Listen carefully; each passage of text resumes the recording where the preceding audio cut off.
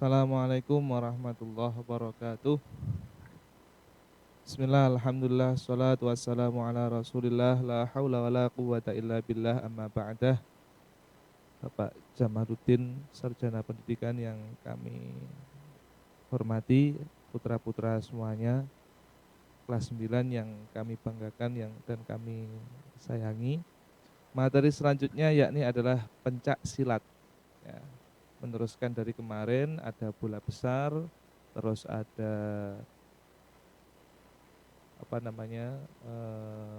sekarang adalah pencak silat. Adapun beberapa materi yang akan kita bahas pada siang hari ini, yakni adalah beberapa tendangan yang ada dalam pencak silat. Ya.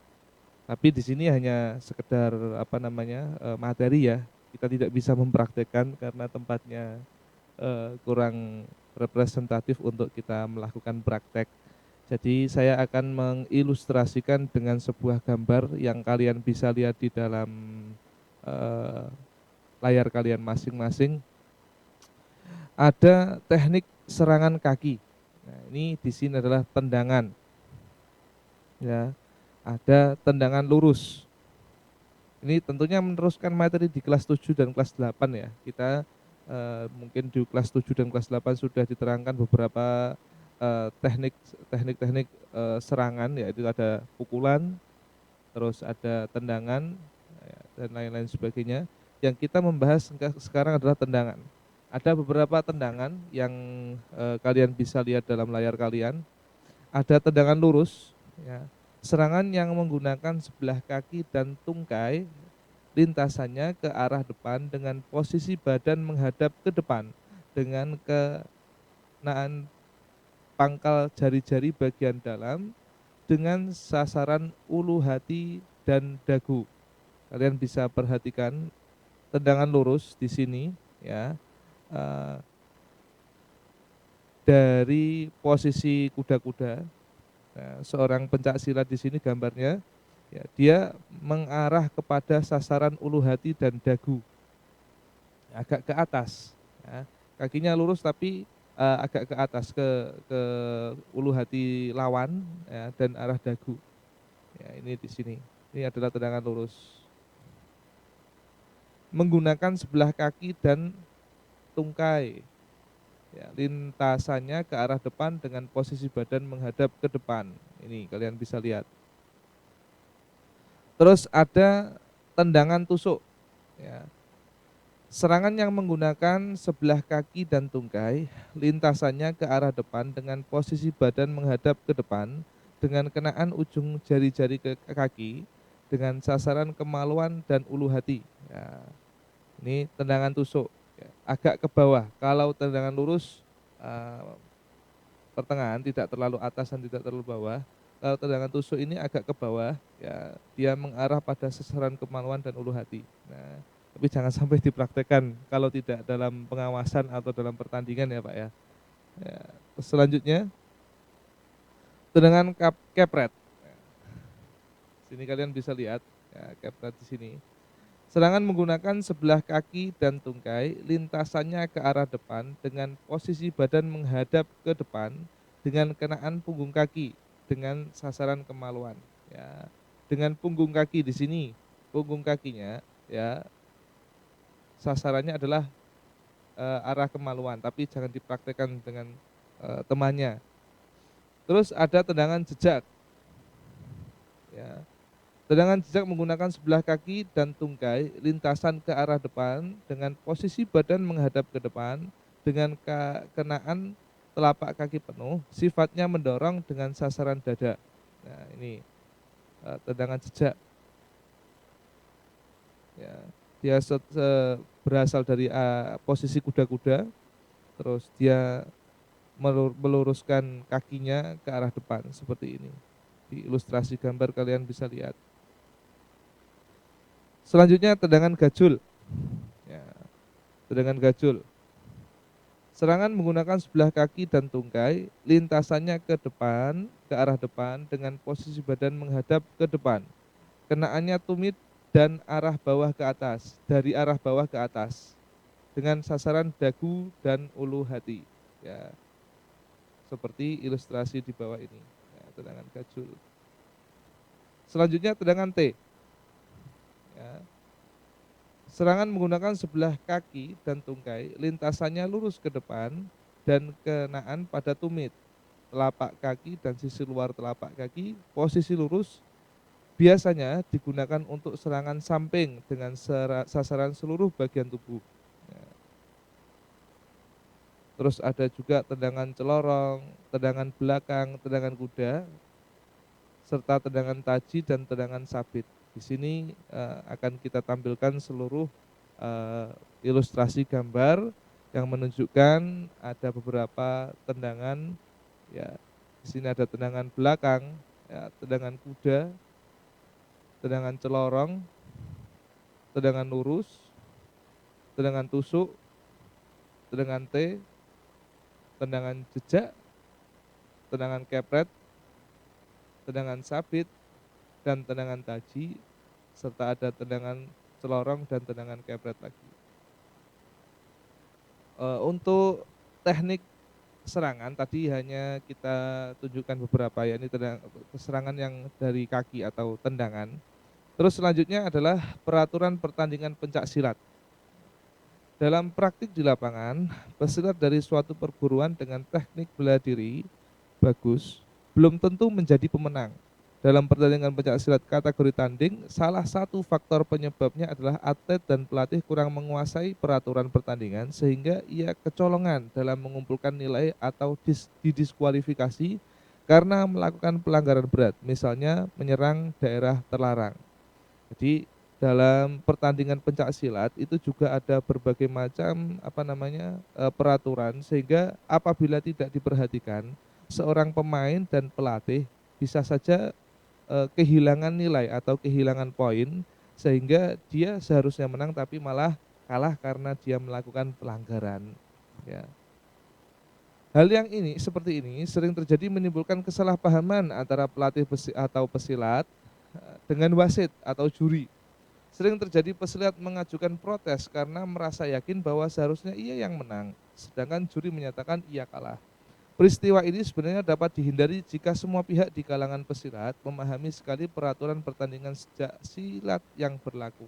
Jadi apabila terjadi persediaan terjadi, ya, harus kita kembali lagi bahwasanya juri dan wasit, ya, mempunyai kekuasaan penuh dalam menentukan antara yang menang dan yang kalah. Apabila ada salah satu pemain atau pelatih yang melakukan protes, ya, biasanya mereka kurang jeli dalam memperhatikan peraturan-peraturan dalam pelaksanaannya tadi. Selanjutnya penggolongan pertandingan dan ketentuan umur. Ya. Berikut ini penggolongan pertandingan pencak silat menurut umur dan jenis kelamin untuk semua kategori. Ada pertandingan golongan remaja untuk putra-putri berumur di atas 14 sampai dengan 17 tahun, dan penggolongan dewasa untuk putra-putri berumur di atas 17 sampai dengan 35 tahun. Selanjutnya perlengkapan gelanggang dan pertandingan. Ada gelanggang, ini adalah tempat untuk melakukan tanding, ya. Gelanggang dapat dilantai dan dilapisi matras dengan tebal 5 cm. Di madrasah ada, ya Pak, ya? Ya, ada, di madrasah ada. Ya, permukaan rata dan tidak memantul. Boleh ditutup dengan alas yang tidak licin, berukuran 10 meter kali 10 meter. Disediakan oleh komite pelaksana. Gelanggang untuk kategori tanding mengikuti ketentuan. Di antaranya yang pertama, gelanggang pertandingan terdiri atas bidang gelanggang berbentuk buncur sangkar dengan ukuran 10 kali 10 meter.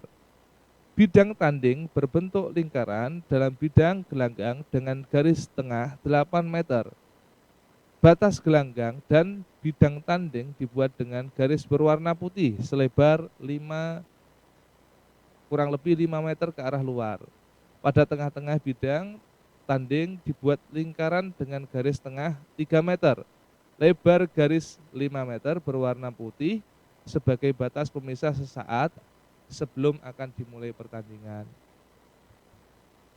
Sudut pesilat adalah pada sudut bujur sangkar gelanggang yang berhadapan yang dibatasi oleh bidang tanding terdiri.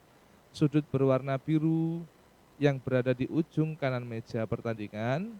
Yang kedua, sudut berwarna merah yang berada di arah diagonal sudut biru.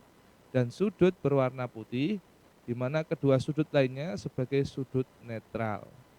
Apa saja yang menjadi perlengkapan gelanggang? Ya.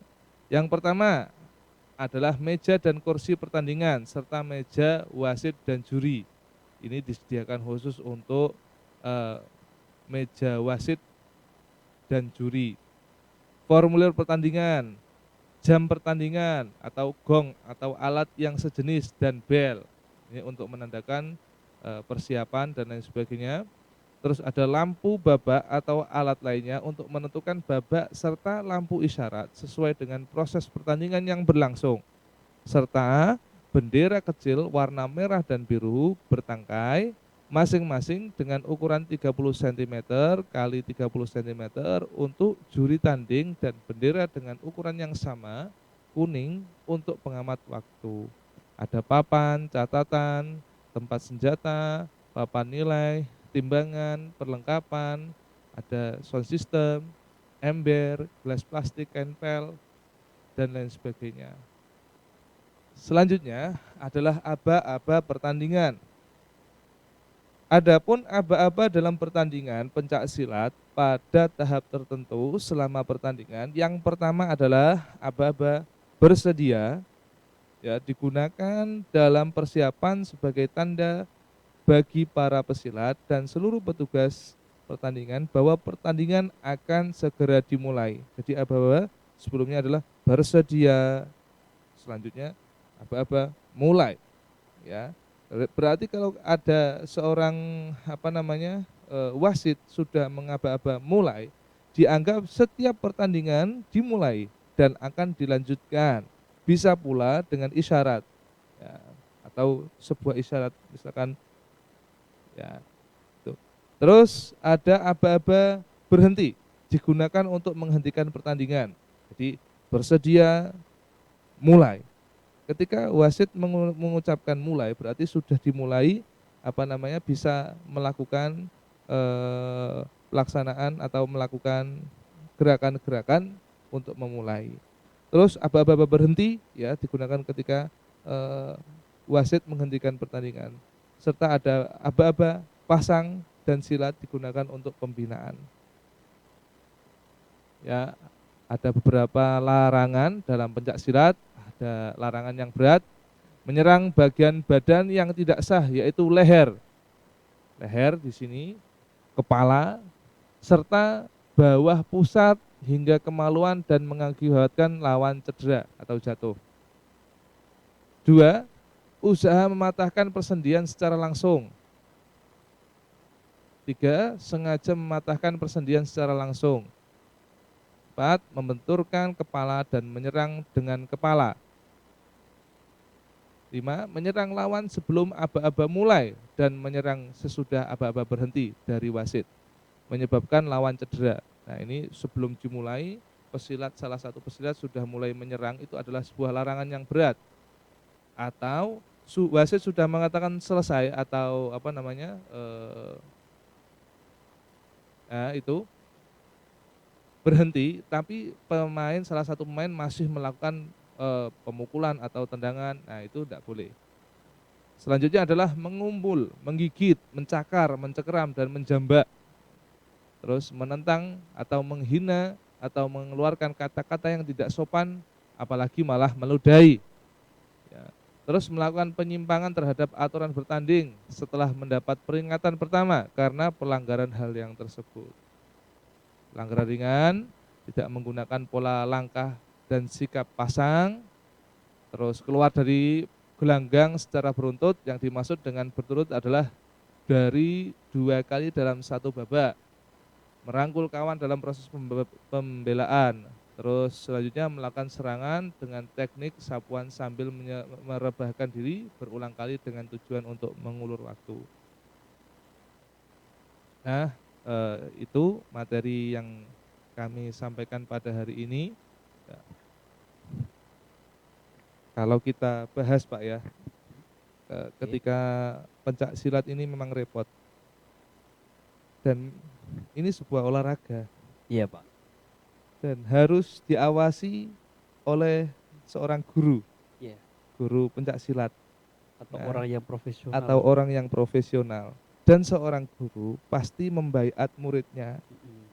jangan sampai digunakan untuk hal yang negatif atau jangan sampai Nah, disalahgunakan. betul. Ini yang paling penting. Makanya di MTS TBS Kudus pun ada pencak silat, tapi seorang gurunya ya juga menjanji siswanya jangan sampai digunakan untuk melakukan hal yang negatif apalagi sampai melukai orang lain Atau temannya, atau ya, temannya. ketika di Nah, kelas atau di boleh sekolahan. kita melakukan latihan pencak silat, tapi dengan tujuan apa? Yang pertama adalah seni bela diri, Iya. yang kedua membela diri kita, benar-benar membela diri, atau menolong orang yang membutuhkan. Membutuhkan. Kita tidak boleh menggunakan pencak silat, semaunya sendiri atau tidak pada tempatnya. Mungkin itu materi yang, kita sampaikan pada hari ini. Mohon maaf apabila ada kekurangan. Wal afu minkum. Assalamualaikum warahmatullahi Ya. wabarakatuh. Waalaikumsalam warahmatullahi wabarakatuh. Terima kasih dari apa yang disampaikan dan juga nasihat dari Bapak Zainuddin tadi benar. Jadi ketika kalian melakukan yang namanya pencak silat tentu harus tahu ini